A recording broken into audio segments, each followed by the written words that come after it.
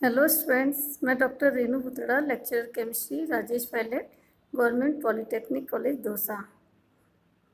आज हम applied chemistry के न्यू सिलेबस के अकॉर्डिंग यूनिट 3 इंजीनियरिंग मटेरियल्स के टॉपिक रिफ्रैक्ट्री, जिसे हिंदी में उच्च ताप सह पदार्थ कहा जाता है, के बारे में पढ़ने जा रहे हैं। रिफ्रैक्ट्रीज, जिसका कि हिंदी में नाम है उच्च ताप सह पदार्थ। तो सबसे पहले हम उसका इंट्रोडक्शन पढ़ने जा रहे हैं।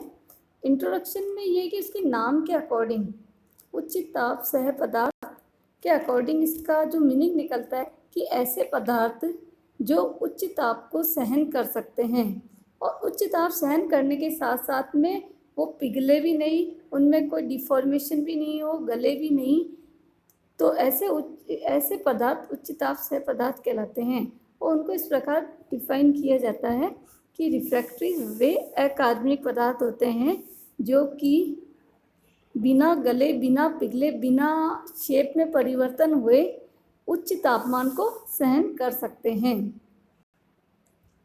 और उच्च ताप सह पदार्थ को काम में भट्टियों में यूज किया जाता है। जहाँ पे भी जो भी भट्टियाँ वगैरह जो जहाँ यूज की जाती है, जहाँ उच्च तापमान यूज किया जाता है, वहाँ पे भट्टियों के अंदर लाइनिंग में अस्तर बना, भट्टियों के अंदर अस्तर में उच्च ताप पदार्थ रिफ्रैक्ट्री का यूज किया जाता है। और ये भट्टियाँ जनरली कहाँ यूज होती है?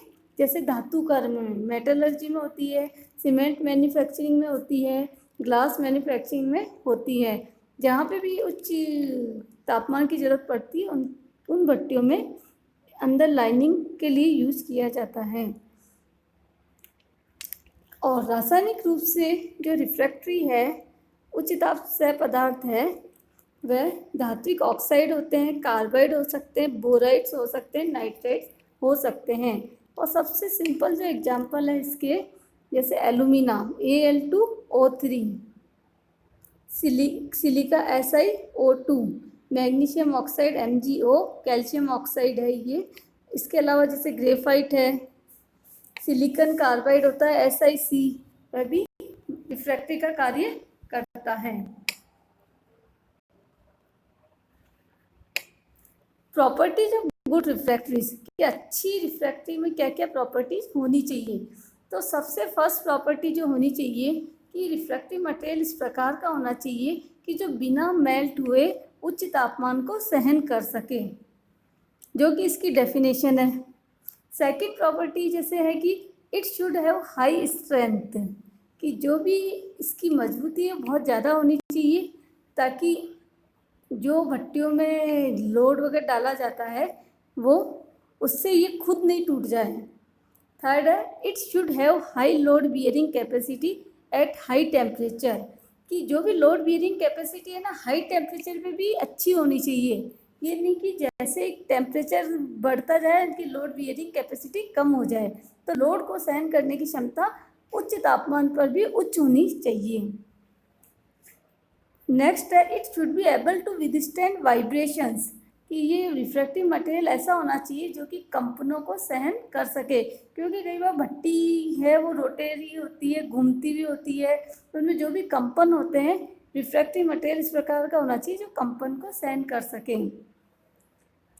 It should B abrasion and chemical resistant, तो रिफ्रैक्टिव मटेरियल इस प्रकार का होना चाहिए जो न तो किसी रसायनों से रिएक्शन करे, रसायन प्रतिरोधी होना चाहिए, और एब्रेजन अपघर्षण प्रतिरोधी होना चाहिए। एब्रेजन का मतलब होता है कि जो भी दूसरे पदार्थ से टक्कर होती है, वो कोई दूसरा पदार्थ कांटेक्ट में आता है, तो उससे एक पदार्थ पे यदि स्क्रैच पड़ जाते हैं, उसे हम बोलते हैं एब्रेजन। तो इस प्रकार का होना चाहिए रिफ्रैक्टिव मटेरियल, जिससे कि उसमें स्क्रैच वगैरह भी नहीं आए, कोई रसायन से भी रिएक्शन नहीं करें। नेक्स्ट है it should able to withstand thermal shocks, तापीय आघात को सहन करने वाला होना चाहिए। तापीय आघात का मतलब होता है या तो बहुत ज़्यादा हाई टेम्परेचर से एकदम लो टेम्परेचर करना, तो ऐसा नहीं होना चाहिए कि एकदम टेम्परेचर चेंज होने पे वो रिफ्रैक्टिव मटेरियल ख़राब हो जाए।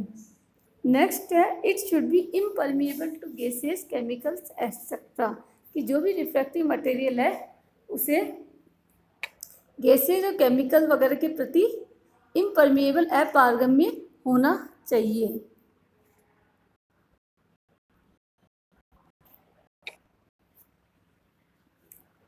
तो ये सब रिफ्रैक्टिव मटेरियल की प्रॉपर्टीज़ थी। उसके बाद है क्लासिफिकेशन ऑफ रिफ्रैक्टरी। जो भी रिफ्रैक्टिव मटेरियल है उनको 3 टाइप्स में, उनकी जो नेचर है, प्रकृति है, अम्लीय, क्षारीय, उदासीन, उसके आधार पे 3 प्रकार में क्लासिफाइड किया गया है।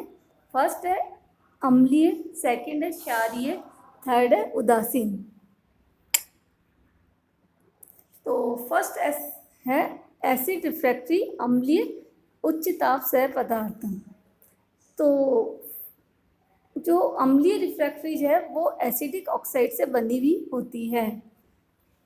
और अम्लीय रिफ्रैक्टरी इस प्रकार की होती है जिसपे कि किसी क्षार से रिएक्शन हो सकती है। तो इसलिए अम्लीय रिफ्रैक्टरी को हमेशा अम्लीय माहौल में, अम्लीय वातावरण में ही काम में लिया जाता है। और अम्लीय रिफ्रैक्टरीज के एग्जाम्पल है सिलिका, SiO2, एलुमिना, Al2O3 आदि। तो अम्लीय रिफ्रैक्टरी में क्या हो गया कि सिंपल सी बात है, अम्लीय ऑक्साइड से बनी हुई होगी, क्षार के द्वारा अटैक की जाती है। तो इसलिए क्योंकि अम्लीय रिफ्रैक्टरी क्षार से रिएक्शन कर लेती है, इसलिए हमेशा इसे ऐसे काम में लिया जाएगा जहाँ अम्लीय माध्यम है। और इसके एग्जाम्पल हो गए सिलिका और एलुमिना। सेकंड है बेसिक रिफ्रैक्टरी, क्षारीय उच्च ताप सह पदार्थ। क्षारीय उच्च ताप सह पदार्थ क्षारीय ऑक्साइड के बने हुए होते हैं। और जो क्षारीय ऑक्साइड के बने हुए होते हैं वो हमेशा एसिड के द्वारा रिएक्शन कर सकते हैं और एल्कली के साथ रिएक्शन नहीं करेंगे। और क्योंकि ये एल्कली के साथ रिएक्शन नहीं करते हैं, अतः क्षारीय जो उच्च ताप पदार्थ है वो हमेशा ऐसे माध्यम में काम में लिए जाएंगे जहाँ क्षारीय माध्यम हो, और अम्लीय माध्यम की उपस्थिति में इनको काम में नहीं लिया जा सकता है। इसके एग्जाम्पल है मैग्नीशिया, MgO, डोलोमाइट जो कि होता है calcium oxide .MgO। Third type of refractory जो हमने बताया था न्यूट्रल रिफ्रैक्टरी, उदासीन रिफ्रैक्टरी। तो जो इसके नाम से क्लियर है कि ये इस प्रकार के पदार्थ से होते हैं जो कि न तो एसिड के साथ रिएक्शन करते हैं और न बेस के साथ रिएक्शन करते हैं, और ये दोनों तरह के माध्यम में काम में लिए जा सकते हैं। अम्लीय माध्यम में भी काम में लिए जा सकते हैं और क्षारीय माध्यम में भी काम में लिए जा सकते हैं। और जो सिंपल एग्जाम्पल है इस टाइप के मटेरियल का, उदासीन रिफ्रैक्टरी का, वह है कार्बोरंडम, जिसका सिलिकॉन कार्बाइड बोलते हैं, SiC। और एक एग्जाम्पल है ग्रेफाइट जो कि कार्बन का एक रूप होता है, अपर रूप होता है। तो ये दोनों न्यूट्रल रिफ्रैक्टरी के एग्जाम्पल है।